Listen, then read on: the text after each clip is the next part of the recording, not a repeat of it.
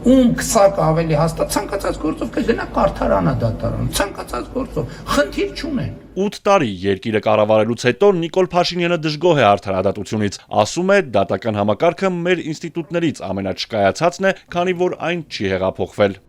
Ասենք դիակի վրա կարող է մարդկանց բռնեց գնան հետո բան անեն, արդարանան դուրս գան եւ այլն եւ այլն։ Փաշինյանն առանց անուններ տալու դատավորներին մեղադրում է կաշառք վերցնելու եւ ընտրովի արդարադատություն իրականացնելու համար, ինչպես են դատավորները վերաբերվում վարչապետի դատական համակարգի վերաբերյալ արած հայտարարություններին եւ արդյոք դրանք չեն հեղինակազրկում համակարգը։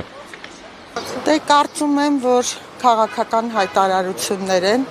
եւ քաղաքական հայտարարությունների հետ դատավորը, քանի որ ինքը քաղաքականությունից հեռու անձ է,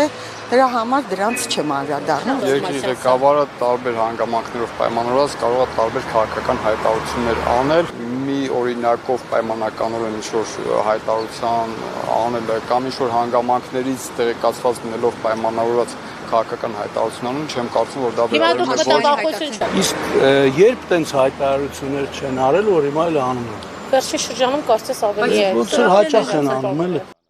Աղքատության, անարդարության, սոցիալական բևեռացվածության ու բազմաթիվ այլ հարցերում էլ է վարչապետը դատավորներին մեղադրում, հայտարարում, թող բոլորն իրենց հաշիվ տան։